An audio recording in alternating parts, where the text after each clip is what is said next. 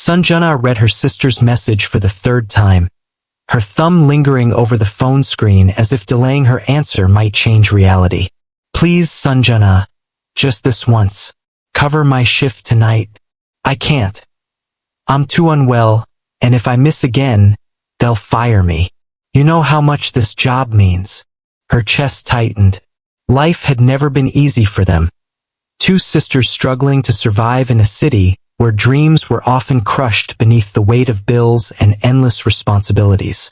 Sanjna already worked part-time at a small library and gave late-night tutoring lessons just to make ends meet. Taking another job, even for a single day, was the last thing she wanted. But it wasn't about her. It was about her younger sister, who had always looked up to her, who needed her. So Sanjna sighed, typed back, "Okay, I'll go," and set her phone down on the worn wooden table in their tiny apartment. She had no idea that her reluctant yes would change her life forever. The mansion of the untouchable. The job wasn't at some ordinary household. It was at the mansion of Watson Blackwell, the city's most powerful and enigmatic CEO. Everyone knew his name. He ran one of the largest tech empires in the country, controlled industries with a single decision, and had the kind of wealth that ordinary people couldn't even imagine. But while the newspapers painted him as brilliant and ruthless, rumors also followed him like shadows. People whispered that he was cold, unreachable, and broken since his wife's sudden passing. They said he lived alone in his sprawling mansion with only his young son, guarded by staff who were instructed never to overstep their duties. That was the house Sanjna was walking into. She wore a plain, modest kurta with her scarf neatly pinned. Nothing extravagant. Nothing that could ever stand out in such a place. She reminded herself again and again. This is just one shift. Do the work, stay quiet, leave unnoticed. But when she arrived, her courage faltered. The gates loomed before her, tall, wrought iron with intricate golden designs. Beyond them stretched a driveway lined with manicured hedges and fountains that sparkled under the fading sun. The mansion itself looked like something out of a dream, its tall glass windows glowing with the soft amber of evening lights. It was beautiful but intimidating. A stern butler met her at the door. He scanned her up and down with a practiced formality and said, "Miss Sanjna, you're covering your sister's shift, correct? There are rules. Do your work silently. Do not engage with the master unless spoken to. And above all, do not disturb the child." Sanjna nodded quickly, clutching her small bag a little tighter. "Just keep your head down," she told herself. Just one night. The child in the corner. Hours passed in quiet chores, the dusting of vast hallways, polishing the shining floors, straightening furniture that looked like it belonged in a museum. The silence of the mansion unnerved her. For such a grand home, it felt lifeless. It wasn't until she carried fresh linens past the drawing room that she noticed him. A small boy, no more than 6 or 7, sat on the carpeted floor. He was carefully stacking colorful blocks, one on top of the other, but his face carried no trace of joy. His shoulders were slightly hunched, his eyes fixed, and though the blocks formed a tower, there was no laughter, no playful sound that usually filled the air around children. Sanjna paused, her heart tugging. Something about his stillness unsettled her. She knew she should walk past. Rules were rules, but the softness in her heart overpowered reason. She crouched slightly, her voice gentle. "Your tower looks wonderful. You're really good at this." The boy looked up, startled. His eyes were wide, dark, and lonely, eyes too old for someone so young. For a moment he said nothing. Then, barely, he allowed a small, fragile smile to flicker on his lips. That smile broke her. He looks like he hasn't had anyone to talk to in so long, she thought. But before she could say another word, a voice, deep, sharp, commanding, cut through the air like ice. Employees are not here to make friends with my son. The first glimpse of Watson. Sanjna straightened instantly, her breath catching. She turned to find him there, Watson Blackwell himself, standing at the doorway. He was taller than she expected, broad-shouldered, dressed impeccably in a tailored dark suit. His hair was neatly combed back, his jawline sharp, and his expression unreadable. He looked like a man carved out of steel, powerful, unyielding. But what struck her most wasn't his presence.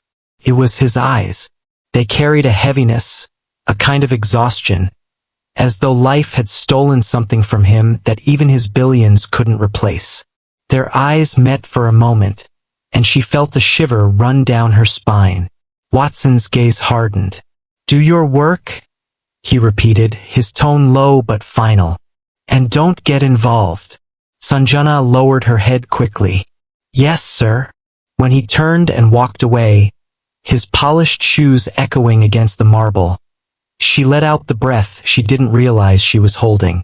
Her pulse still raced. She looked back at the boy, who had silently returned to stacking his blocks. Something in her chest ached at the sight. She wanted to say more, to comfort him somehow, but she knew better now. And yet, as she continued with her duties, her thoughts wouldn't leave the image of that lonely child, or the haunted man who had walked away. What Sanjna didn't know was that this one shift would unravel truths, test her courage, and draw her into a life where she was needed more than she ever imagined. The warning should have been enough. Do your work. Don't get involved. But loneliness has a gravity of its own, and the small boy's silence kept pulling at her as the evening thinned into dusk. Sanjna finished folding the last of the linens and wheeled the cart toward the service corridor. When she passed the drawing room again, the tower of blocks had toppled into a small, polite ruin, and the boy sat staring at it as if the collapse had been a personal betrayal. He didn't cry. He didn't even sigh. He just stared, still, contained, older than his years. She glanced toward the hallway where Watson had disappeared. No footsteps. No staff watching. The butler's door was shut. The house hummed with that expensive quiet that made every small sound feel disobedient. She crouched near the doorway, keeping a respectful distance. "Hey," she said softly. "That was a very tall tower. The higher they go, the more they like to test us." The boy's eyes slid to hers. Closer now, she noticed they were a deep gray, like sky before rain. He lifted one block as if considering whether to try again. "If you like," she offered. "We could build it wider at the base. Big towers need strong feet. Like people." A beat passed. He nudged a block toward her without a word. Sanjna stepped inside and sat on the carpet, folding her knees carefully beneath her skirt. She reached for a block, then hesitated. "May I?" He nodded once. They built in silence, two architects negotiating grief with geometry. She didn't crowd him. She matched his pace, placed blocks where he left space, and let him decide the height, the colors, the order. Now and then, she angled a piece so it could support two others at once. "See this one?" she said, tapping a red block near the base. "It looks small, but it's doing a lot of work. Sometimes the quiet pieces carry the most." He looked at the block for a long moment, then picked up a blue one and balanced it carefully across the top. His hand shook just a little. She pretended not to notice, anchoring the tower discreetly with a wider base. A shadow moved in the hallway. Sanjna's spine straightened, but it was only the long curtain, breathing with the evening air. "What's your name?" she asked gently. The boy's lips parted, then pressed together again. He touched the block tower with a fingertip once, twice, and gave a small shrug. "You don't have to tell me," she said. "I'm just the stand-in today. My name is Sanjna. Sounds like sun at the start, but it means one who brings harmony. I'm still figuring out how to live up to it." A small sound escaped him, something that hovered between a scoff and a laugh. He lowered his gaze quickly, as if laughter were contraband. "Do you like stories?" she asked. "My sister says I tell them sideways. Not from the beginning, not to the end, more like the middle first." He tilted his head. "Okay," she said, conspiratorially. "Here's a sideways story. Once there was a tower trying very hard to be tall. But the room kept breathing, the window kept sighing, and the tower's heart knocked a little out of rhythm. She tapped the carpet, the gentlest drum. So one day the tower asked a pair of small feet for help. Not big feet. Small feet that knew how to stand steady without making a fuss. She pointed to the base. It worked. The tower learned that tall isn't brave. Steady is brave. He touched the red block again. A door clicked. This time it was footsteps, measured, polished, approaching.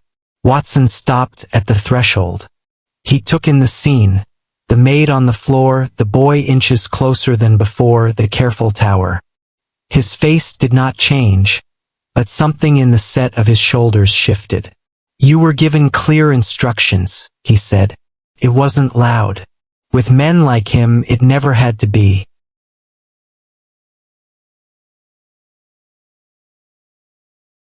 Sanjna rose at once. "I'm sorry, sir." He seemed upset. "I only wanted to help him rebuild." Watson looked past her to his son. The boy straightened but didn't step away. The tower stood between them like a shared secret. "Evan," Watson said finally, his voice softer around the name. "It's time for your reading." So that was his name, Evan. It suited him somehow, like a word you only understood once you'd heard it spoken. Evan didn't move. He looked at the blocks, then at his father, then at Sanjna, as if weighing loyalties he hadn't been allowed to form. Watson's jaw flexed. He stepped into the room, and Sanjna took a careful step back. She expected a reprimand, a dismissal, perhaps the butler's return with a tight-lipped shake of the head. Instead, Watson crouched, awkwardly like a man wearing armor trying to kneel. He touched the top block and, for the first time, smiled faintly. "Sturdy base," he said to Evan. "You remember what your therapist said?" Evan's eyes flickered. He nodded once.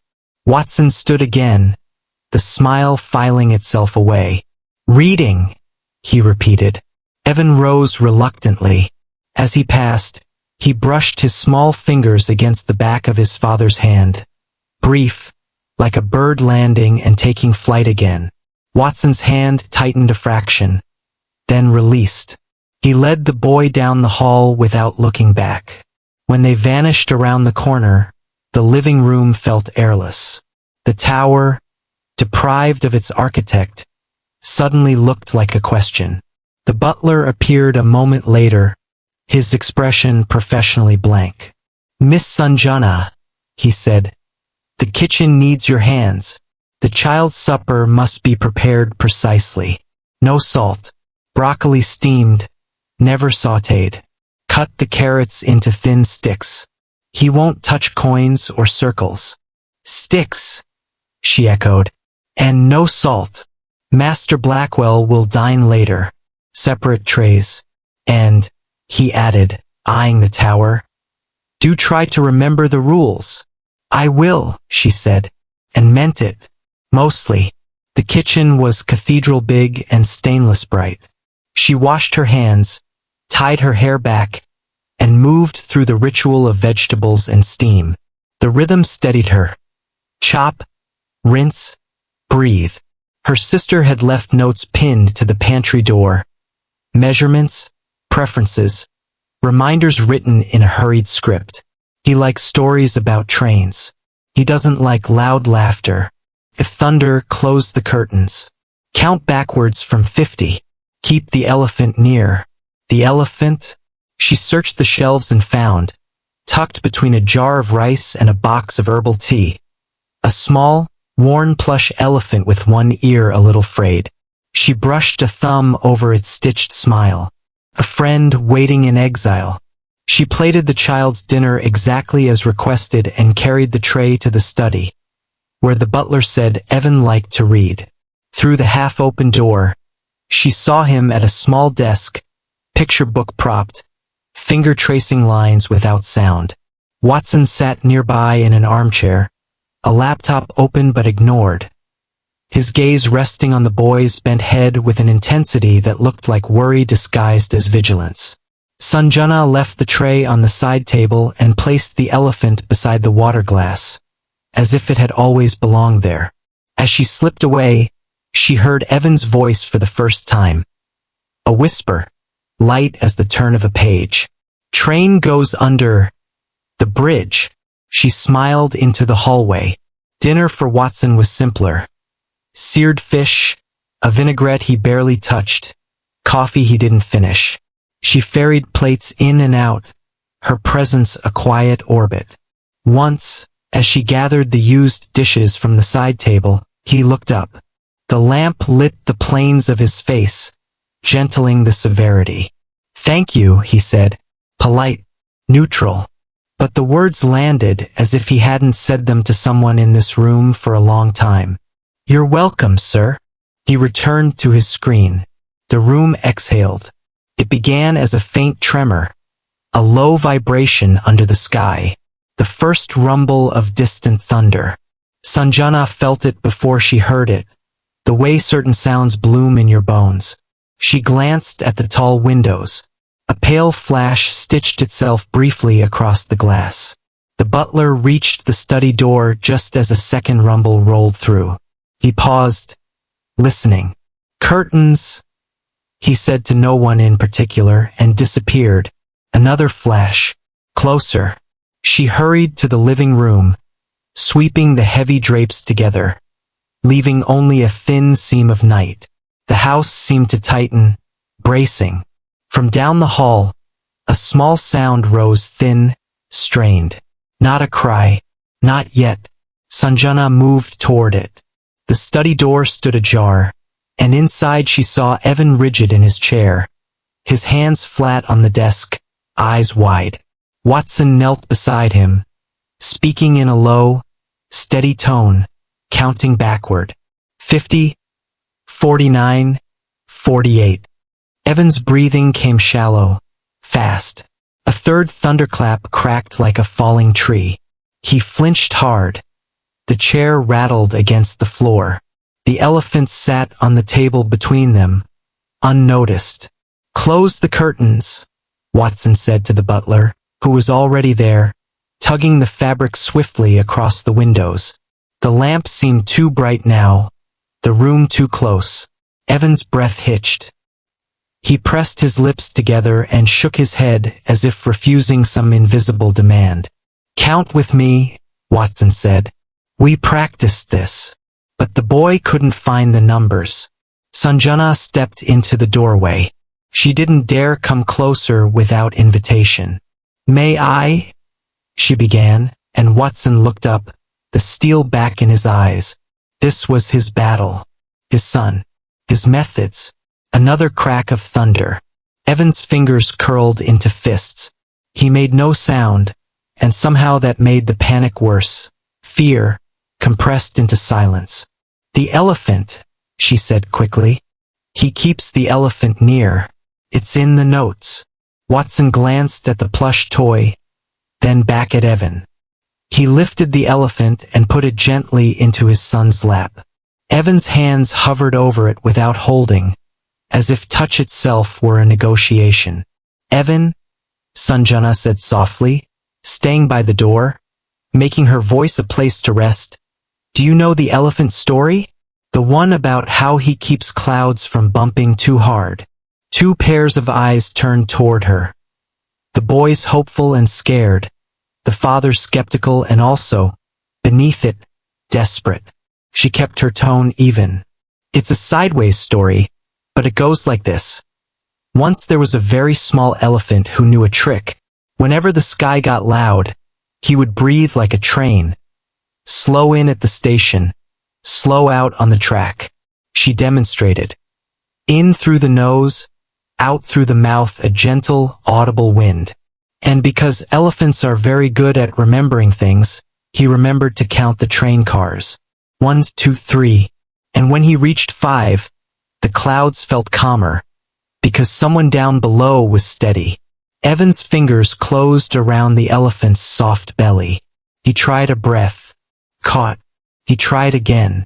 Air slid in, held, slid out. Good, Watson murmured reflexively, his hand hovering near the boy's shoulder without landing. Let the elephant lead, Sanjna said, braver now. He likes 5 cars. He likes trains that don't rush. Evan inhaled, counting silently. 1, 2, 3, 4, 5. Exhaled. The lamp seemed warmer. The thunder rolled, farther this time, like a grievance losing interest. They stayed like that for half a minute. 3 people and a small elephant, counting trains in a room that remembered the color of storms. When the next flash came, Evan's shoulders rose but didn't jerk. His exhale was shaky and then smoother. Better? Watson asked quietly. Evan nodded. He tipped his forehead forward until it touched the top of the elephant's head. His eyes slid closed. The room held its breath, then let it go. Watson stood slowly. He looked at the closed curtains, at the lamp, at the damp shine in his son's lashes. Then he looked at Sanjna. He didn't say thank you. Something more complicated moved through his expression. Acknowledgement, maybe. A reluctant admission that whatever this was, it had helped. I'll make chamomile, the butler said, and vanished again. Would you like me to read? Sanjna asked Evan, keeping her voice a question that could be refused. He lifted his head and, very small, said his first word to her aloud. Trains. She smiled. Sideways stories about trains are my specialty. Watson stepped back, giving her the space without quite conceding it. He leaned against the bookcase, arms folded in a way that looked defensive and, to her surprise, a little lost. She pulled a book from the shelf and opened to a page with quiet illustrations. Bridges, tunnels, hills like sleeping animals. She read about a slow train that took its time on purpose so the mountains wouldn't feel rushed. Evan listened, fingers kneading the elephant in small, rhythmic squeezes. The storm wandered off to bother another part of the city. When the butler returned with tea and a glass of water, Evan's eyelids had grown heavy. By the time she finished the story, his head had tilted against the chair back, sleep softening the hard edges of his face. The elephant rested under his chin like a secret. Sanjna closed the book carefully. She tucked a blanket over Evan's legs and, almost without thinking, smoothed a stray curl from his forehead the way she used to do for her sister when fever came without knocking. Watson watched the gesture with an unreadable gaze. I'll carry him, he said, voice low. He lifted the boy with practiced care, the sort of strength that doesn't show until it must. Evan stirred, mumbled something that sounded like bridge, and went under again. The elephant dangled from one small fist. At the doorway, Watson paused. He didn't look at her when he spoke. Stay until he's settled. The 4 words were not an order and not quite a request. They were a bridge themselves, narrow, cautious, real. She followed at a distance to the child's room. A haven of muted colors, shelves of picture books lined with precise order, a nightlight shaped like a moon. Watson laid Evan down and adjusted the quilt the way people do when they know exactly how much weight a small body needs to feel safe. He positioned the elephant under Evan's arm, then, after a second's hesitation, bent and pressed his lips to his son's hair. It was quick, almost furtive, as if tenderness were something that could be caught. They stood in the doorway for a moment, listening to the soft rhythm of a child unlearning the sound of thunder. In the hallway, Watson closed the door halfway and turned to her. You read well, he said. And you improvised. I'm sorry, she said. I shouldn't have. No, he stopped her, a hand raised, palm open. Don't apologize for helping him breathe. Silence edged the space between them. It wasn't hostile anymore. It wasn't comfortable either. It felt like the moment after a handshake you didn't expect to want. He looked past her, toward the living room where the tower still stood. He hasn't laughed in a while, he said, so softly she almost missed it. Since he didn't finish. He didn't have to. The house had told that part of the story without words. I'm only here for tonight, she said. She wasn't sure why that sounded like a question. He nodded, as if reminding himself of the same fact. Your sister. She's good at her job. A pause. But you noticed things. She thought of the notes in the kitchen. Keep the elephant near. How many times had that line saved them tonight and others? Another silence, then, stay until morning, he said. If the storm returns. I'll be here, she answered. He inclined his head, the closest he came to gratitude. There's a guest room on the staff floor. The butler will show you. As she turned to go, he added, almost begrudgingly, thank you. She smiled. You're welcome. Back in the living room, she passed the tower and touched the red block at its base. Small, steady, quiet. She switched off a lamp, leaving the room in a soft dusk that felt earned. In the guest room, she sat on the edge of the bed and finally let the day pour through her. Her sister's message, the iron gates, the boy's gray eyes, the storm, the elephant, the father who looked like he'd been asked to carry a world he couldn't put down. She should sleep. Morning would come with practical things. Coffee, breakfast trays, schedules that rearranged themselves like furniture. But the house hummed differently now. Not lifeless, watchful. Thunder grumbled once in the far distance, like an old argument losing energy. She listened for footsteps in the hallway, small ones, large ones, but heard only the honest quiet that follows a hard evening handled with care. You're only here for one night, she reminded herself.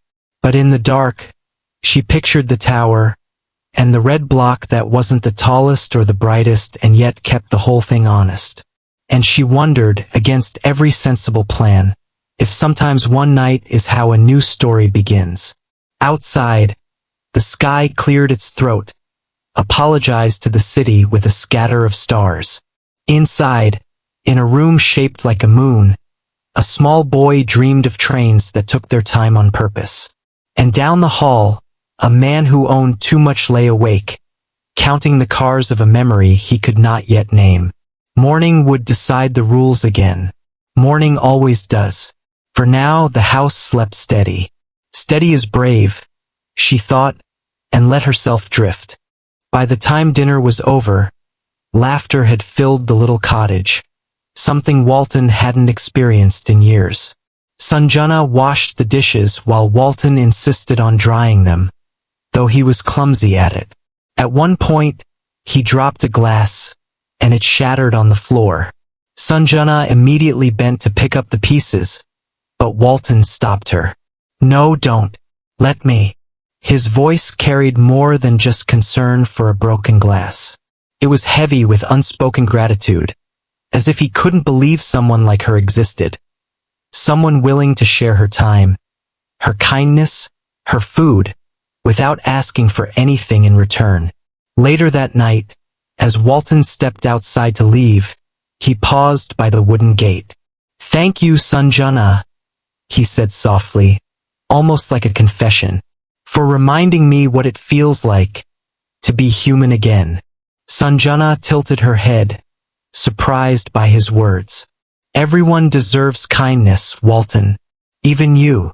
As he walked away into the dark, Walton's heart felt strangely light. For the first time in years, he realized he wasn't just a lonely man with wealth. He was a man who still longed for connection. And Sanjna had unknowingly unlocked a door he thought was sealed forever. That night I couldn't sleep. The room felt suffocating, and every thought was heavy with guilt. I kept hearing Sanjana's trembling voice in my mind. You saved me when I was invisible. You cared when no one did.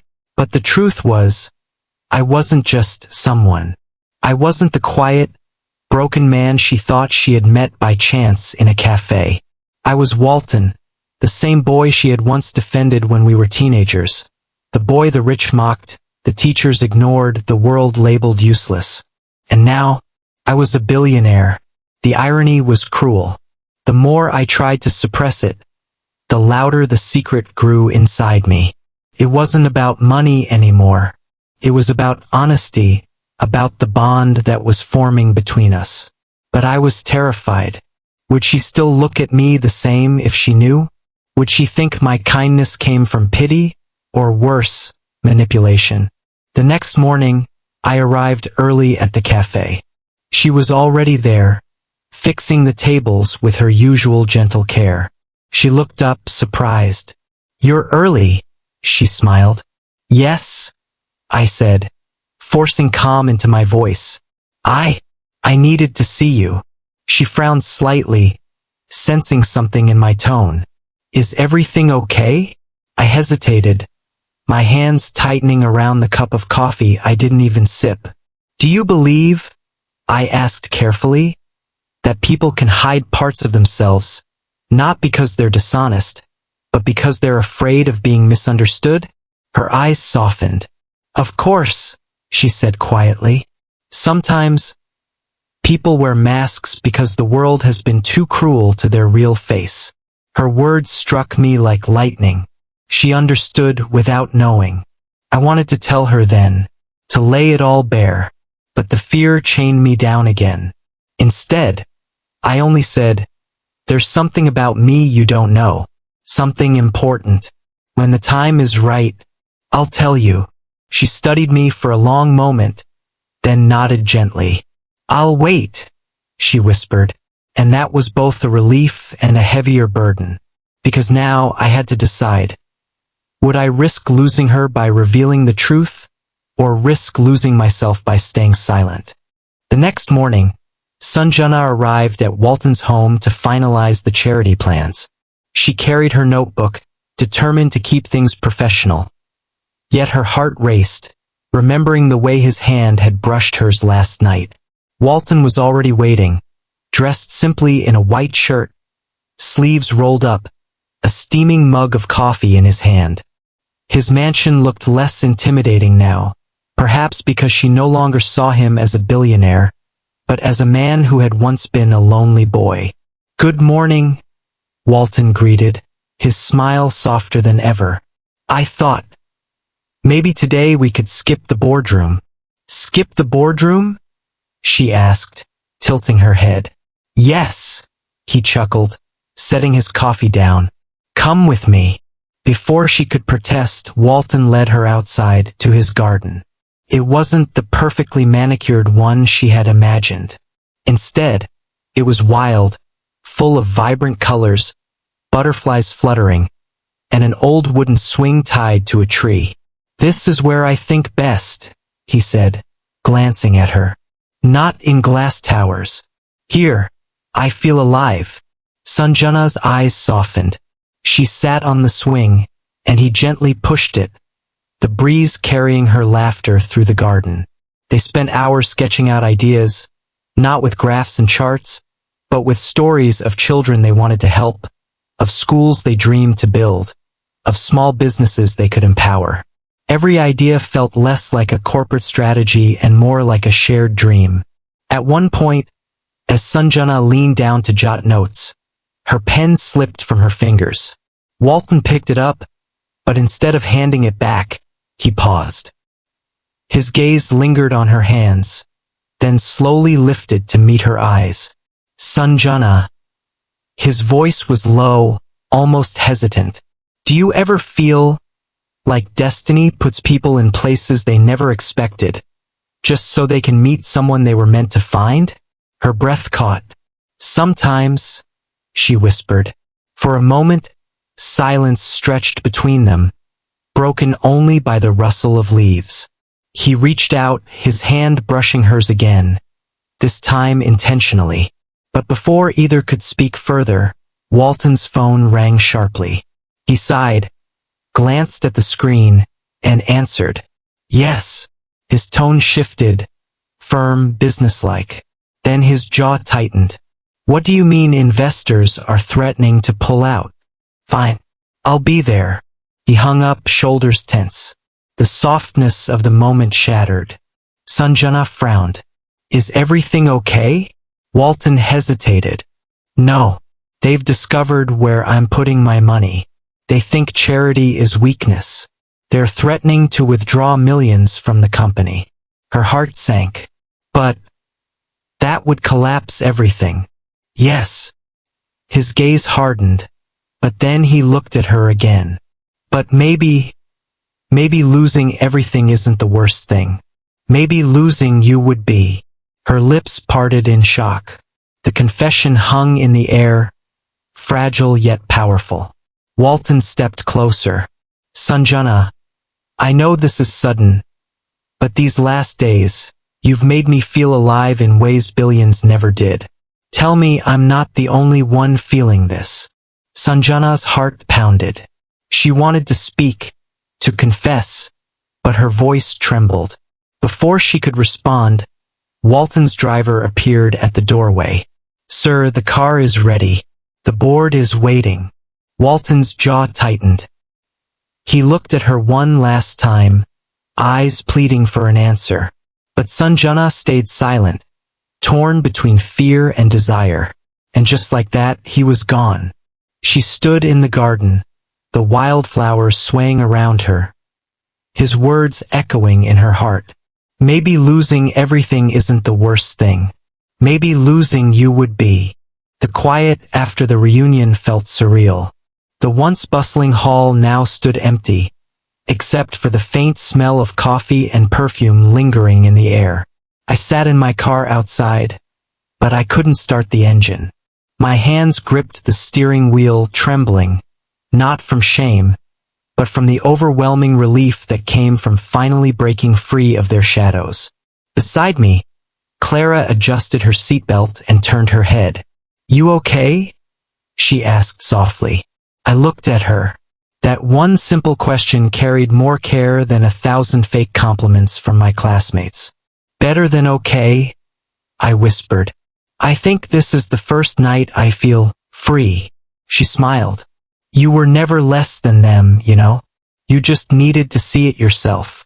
For years, I had believed money could heal wounds, silence mockery, and erase old scars. But sitting there with Clara, I realized something profound. The true measure of wealth wasn't in the cars we drove, the titles we wore, or the applause we collected. It was in the hearts that chose to walk beside us when the world turned its back. I turned the key, and the car purred to life. But I didn't drive away immediately. Instead, I leaned back, watching the reflections of the reunion lights fade into the night. Clara? I said slowly, as if the words had been waiting for years to escape. Thank you, not just for tonight, but for standing by me all these years. I know I've been difficult, closed off. She shook her head, interrupting me. You've been human, that's all. And you've never let your pain stop you from being kind to others. That's what makes you different from them. My chest tightened. I wanted to tell her then and there what my heart had been whispering for months.